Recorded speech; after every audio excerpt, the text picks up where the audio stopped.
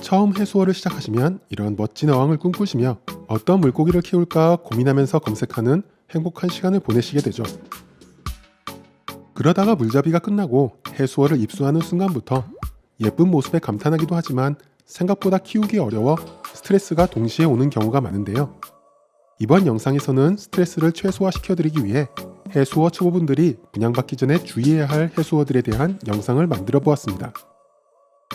보통 해수어의 난이도는 담셀, 니모, 탱, 엔젤, 나비 순으로 알려져 있고, 그래서 해수어를 조금만 공부해 보시고 나면 처음 시작하실 땐 나비나 엔젤은 분양받으실 때 조심하시죠.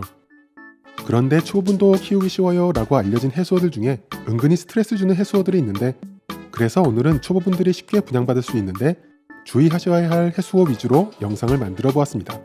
바로 시작하겠습니다. 블루탱.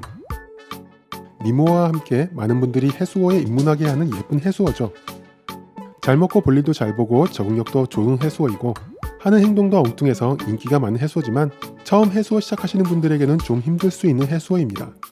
일단 해수어 100점병이 얼마나 지긋지긋한지를 잘 깨닫게 해주는 100점의 화신이죠. 100점을 잘 키워서 다른 물고기들에게 옮기는 역할도 잘 하고요. 물론 잘 치료하면 빨리 낫기도 하지만 그래도 해수어 시작하시는 분들에게 100점은 엄청 큰 스트레스가 되죠. 그 외에도 피부가 약해 이런저런 잔병 치레를 잘 하지만 치료도 잘 되고 수조에 적응하고 나면 성장 속도도 빠르고 잘 먹고 건강한 해수어죠. 그래도 처음 스타트 물고기보다는 조금 해수어를 경험해보시고 키우시는 것을 추천드립니다. 그린 크로미스. 담셀은 키우기 쉽지만 성격이 더러워서 합사가 어렵기 때문에 많은 분들이 비추하시는 해수어로 잘 알려져 있지만 보통 그린 크로미스는 그나마 온순하고 담셀 종류라 쉬울 거라 생각하시는 분들이 많죠. 그리고 가격도 저렴한 데다가 이런 분양하는 모습에 반해서 한꺼번에 여러 마리를 분양받으시죠. 그런데 청순해 보이는 이 녀석들도 일명 다구리가 있습니다. 좀 약한 녀석을 다른 녀석들이 왕따시켜 더 약해져서 하나씩 죽고 결국 끝에 가서 한두 마리밖에 안 남는 경우가 많죠. 그리고 일반 담셀처럼 강하지는 않습니다. 은근히 질병에 잘 걸려서 키우기 어렵지는 않은데 방심하면 안 되는 해수어죠. 수질 적응도 나비나 엔젤처럼 예민하지는 않지만 니모보다는 좀 까다로운 것 같습니다. 대형 수조에서는 여러 마리가 잘 지내는 경우도 가끔 있는데 작은 수조라면 처음부터 한두 마리만 키우시는 것을 추천드립니다. 벵가이 카디널. 독특하고 귀여운 외모에 비싸지 않은 가격으로 많이 키우시죠. 인공사료 적응을 잘 하는 경우도 있지만 적응 안 되는 녀석은 절대 안 먹는 경우도 많습니다.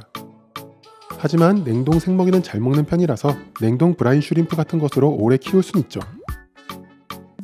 그런데 매일같이 생먹이를 주는 것도 은근히 일인데다가 대형 수조라면 상관없는데 작은 수조에 매일같이 생먹이가 투여되면 며칠 지나면 수질 관리가 굉장히 어려워지죠.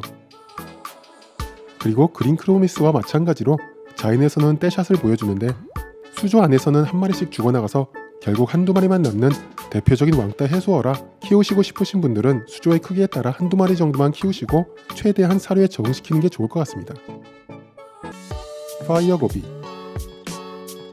사료도 잘 먹고 온순해서 키우기 쉬운데 파이어 고비뿐 아니라 대부분의 고비, 망둥어류가 점프사를 잘합니다. 그 중에서도 파이어 고비는 금메달감이죠.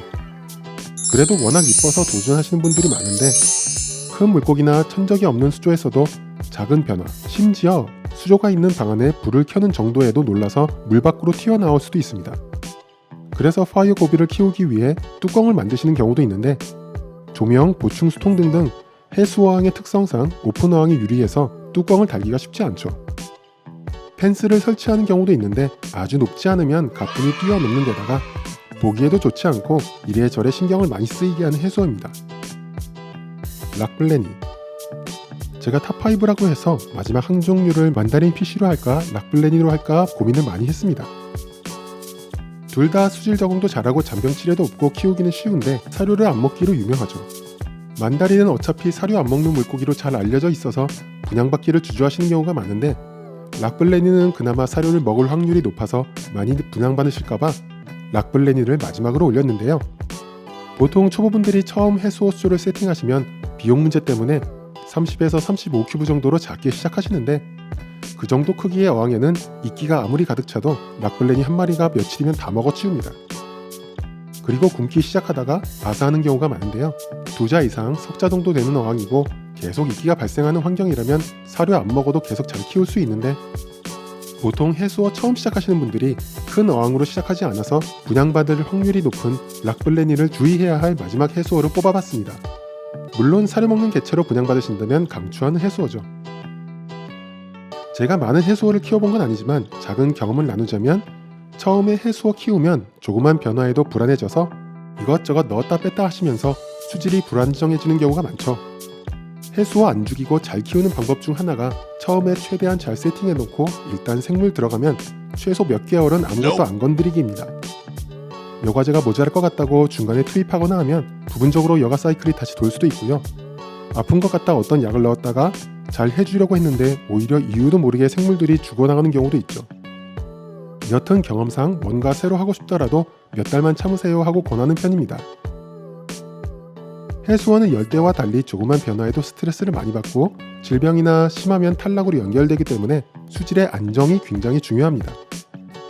해수어 초기 때는 물잡이가 완성되었다 하더라도 아직 수질이 안정되지 않아서 어항에 손을 대서 자꾸 뭔가를 하고 변화를 주는 게 좋지 않은데, 그런데 인터넷을 검색할수록 내가 뭔가 잘못한 것 같기도 하고 어항에 문제가 있는 것 같고 뭔가 자꾸 해주어야 할 것 같아서 아이러니하게도 어항에 가장 손을 많이 대는 때이기도 하죠.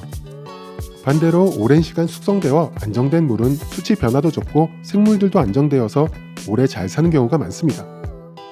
그래서 처음에는 욕심부리기보다 키우기 쉬운 생물들로 시작해서 시간이 지나고 수조도 안정이 되면 서서히 식구들을 늘려가고 난이도가 좀 높은 해수어도 도전해보시는 것이 가장 좋죠.